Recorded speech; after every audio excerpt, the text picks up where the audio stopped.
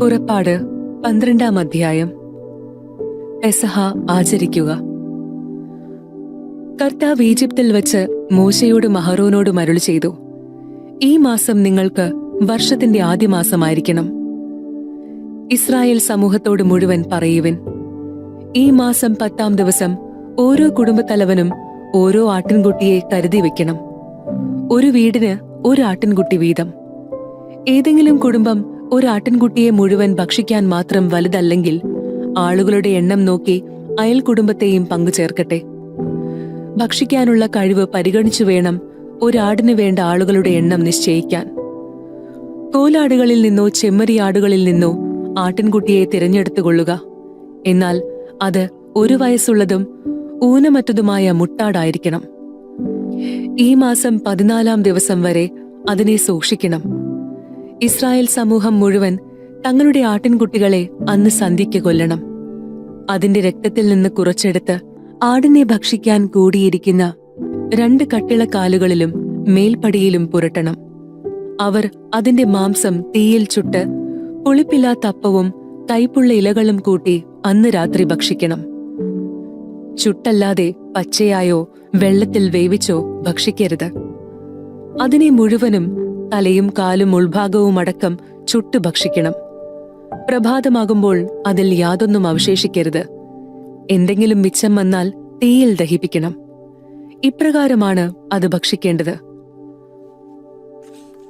അരമുറുക്കി ചെരുപ്പുകൾ അണിഞ്ഞ് വടി കൈയിലേന്തി തിടുക്കത്തിൽ ഭക്ഷിക്കണം. കാരണം അത് കർത്താവിന്റെ പെസഹായാണ്.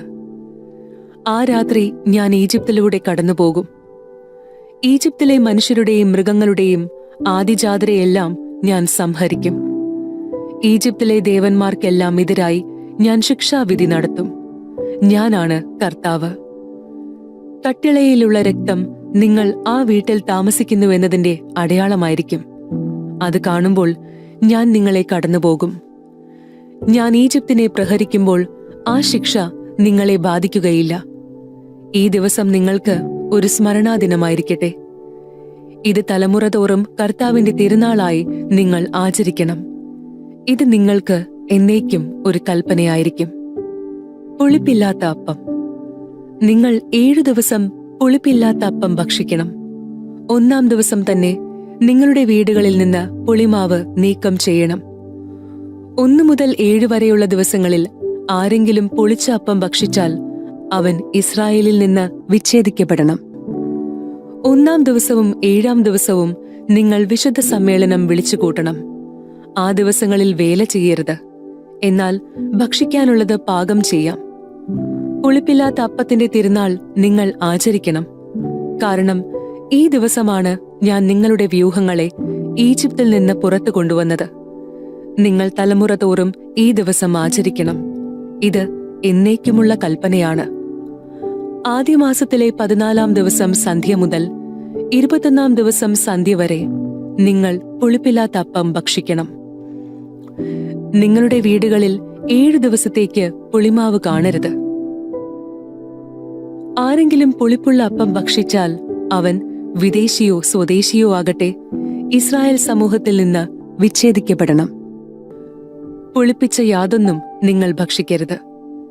നിങ്ങൾ വസിക്കുന്നിടത്തെല്ലാം പുളിപ്പില്ലാത്ത അപ്പം മാത്രമേ ഭക്ഷിക്കാവൂ. ആദ്യത്തെ പെസഹ. മോശ ഇസ്രായേൽ ശ്രേഷ്ഠന്മാരെ വിളിച്ചു പറഞ്ഞു, കുടുംബങ്ങളുടെ കണക്കനുസരിച്ച് നിങ്ങൾ പെസഹ ആട്ടിൻകുട്ടികളെ തിരഞ്ഞെടുത്ത് കൊല്ലുവിൻ. പാത്രത്തിലുള്ള രക്തത്തിൽ ഹിസ്സോപ്പ് കമ്പ് മുക്കി 2 കട്ടിളക്കാലുകളിലും മേൽപ്പടിയിലും തളിക്കുവിൻ. പ്രഭാതമാകുന്നതുവരെ ആരും വീട്ടിന് പുറത്തു പോകരുത്. എന്തെന്നാൽ ഈജിപ്തുകാരെ സംഹരിക്കുന്നതിനു വേണ്ടി കർത്താവ് കടന്നുപോകും. എന്നാൽ നിങ്ങളുടെ മേൽപ്പടിയിലും 2 കട്ടിളക്കാലുകളിലും രക്തം കാണുമ്പോൾ കർത്താവ് നിങ്ങളുടെ വാതിൽ പിന്നിട്ട് കടന്നുപോകും. സംഹാരദൂതൻ നിങ്ങളുടെ വീടുകളിൽ പ്രവേശിച്ച് നിങ്ങളെ വധിക്കാൻ അവിടുന്ന് അനുവദിക്കുകയില്ല. ഇത് നിങ്ങളും നിങ്ങളുടെ സന്തതികളും എക്കാലവും ഒരു കൽപ്പനയായി ആചരിക്കണം. കർത്താവ് തന്റെ വാഗ്ദാനമനുസരിച്ച് നിങ്ങൾക്ക് തരുന്ന സ്ഥലത്ത് ചെന്നു ചേർന്നതിന് ശേഷവും ഈ കർമ്മം ആചരിക്കണം. ഇതിന്റെ അർത്ഥമെന്താണെന്ന് നിങ്ങളുടെ മക്കൾ ചോദിക്കുമ്പോൾ പറയണം. ഇത് കർത്താവിന് അർപ്പിക്കുന്ന പെസഹ ബലിയാണ്. അവിടുന്ന് ഈജിപ്തിലുണ്ടായിരുന്ന ഇസ്രായേൽക്കാരുടെ ഭവനങ്ങൾ കടന്നുപോയി. ഈജിപ്തുകാരെ സംഹരിച്ചപ്പോൾ അവിടുന്ന് ഇസ്രായേൽക്കാരെ രക്ഷിച്ചു. അപ്പോൾ ജനം കുമ്പിട്ട് ദൈവത്തെ ആരാധിച്ചു. അനന്തരം ഇസ്രായേൽക്കാർ അവിടം വിട്ടുപോയി. കർത്താവ് മോശയോടും അഹരോനോടും കൽപ്പിച്ചതുപോലെ ജനം പ്രവർത്തിച്ചു. ആദിജാതർ വധിക്കപ്പെടുന്നു.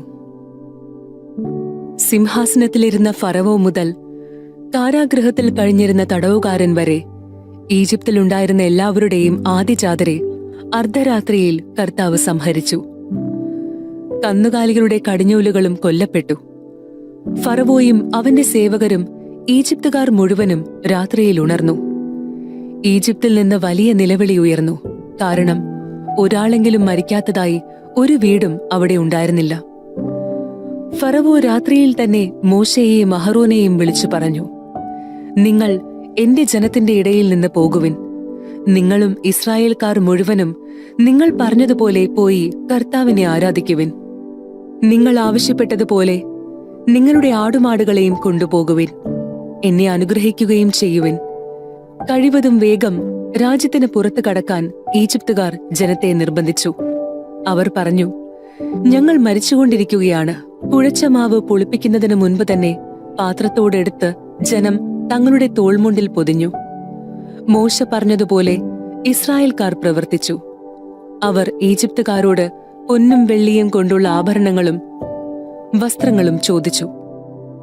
കർത്താവ് ഈജിപ്തുകാർക്ക് ഇസ്രായേൽക്കാരോട് ആദരം തോന്നിച്ചതിനാൽ അവർ ചോദിച്ചതൊക്കെ ഈജിപ്തുകാർ കൊടുത്തു. അങ്ങനെ അവർ ഈജിപ്തുകാരെ കൊള്ളയടിച്ചു. ഇസ്രായേൽക്കാർ പുറപ്പെടുന്നു. ഇസ്രായേൽക്കാർ റംസേസിൽ നിന്ന് സുക്കോത്തിലേക്ക് കാൽനടയായി യാത്ര തിരിച്ചു. അവർ സ്ത്രീകളെയും കുട്ടികളെയും കൂടാതെ ഏകദേശം 6 ലക്ഷം പുരുഷന്മാരുണ്ടായിരുന്നു. ഇതര വിഭാഗത്തിൽപ്പെട്ട വലിയൊരു ജനസമൂഹവും അവരോടൊപ്പം പുറപ്പെട്ടു. വളരെ ആടുകളും കന്നുകാലികളും അവരോടുകൂടെ ഉണ്ടായിരുന്നു. ഈജിപ്തിൽ നിന്ന് കൊണ്ടുപോകുന്ന മാവ് പുളിപ്പിക്കാത്തതായിരുന്നതിനാൽ അവർ പുളിപ്പില്ലാത്ത അപ്പം ചുട്ടു. തിടുക്കത്തിൽ പുറത്താക്കപ്പെട്ടതിനാൽ യാത്രയ്ക്കായി ആഹാരമൊരുക്കാൻ അവർക്ക് സമയം ലഭിച്ചില്ല.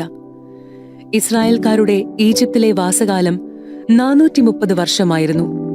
430 വത്സരം പൂർത്തിയായ അന്ന് തന്നെ കർത്താവിന്റെ ജനസമൂഹം മുഴുവൻ ഈജിപ്തിൽ നിന്ന് പുറപ്പെട്ടു. അവരെ ഈജിപ്തിൽ നിന്ന് പുറത്തു കൊണ്ടുവരാൻ വേണ്ടി കർത്താവ് ജാഗ്രതായി വർത്തിച്ച രാത്രിയാണത്. അക്കാരണത്താൽ തലമുറ തോറും ഇസ്രായേൽക്കാർ ഉറക്കമിളച്ചിരുന്ന് ആ രാത്രി കർത്താവിന്റെ ബഹുമാനാർത്ഥം ആചരിക്കണം. പെസഹ ആചരിക്കേണ്ട വിധം കർത്താവ് മോശയോടും അഹരോനോടും അരുളി ചെയ്തു. പെസഹ ആചരിക്കേണ്ട ചട്ടം ഇതാണ്: പരദേശിയായ ഒരുവനും പെസഹ ഭക്ഷിക്കരുത്.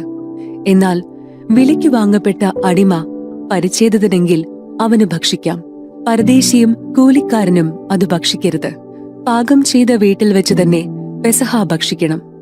മാംസത്തിൽ നിന്ന് അല്പം പോലും പുറത്തു കൊണ്ടുപോകരുത്. ആടിന്റെ അസ്ഥിയൊന്നും ഒടിക്കുകയുമരുത്.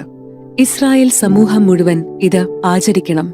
നിങ്ങളുടെ ഇടയിൽ പാർക്കുന്ന പരദേശി കർത്താവിന്റെ പെസഹ ആചരിക്കാൻ ആഗ്രഹിക്കുന്നെങ്കിൽ അവന്റെ വീട്ടിലുള്ള പുരുഷന്മാരെല്ലാവരും പരിച്ഛേദനം സ്വീകരിക്കണം.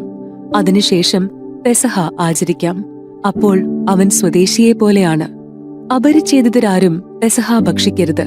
സ്വദേശിക്കും നിങ്ങളുടെ ഇടയിൽ പാർക്കുന്ന പരദേശിക്കും ഒരു നിയമമേ ഉണ്ടാകാവൂ.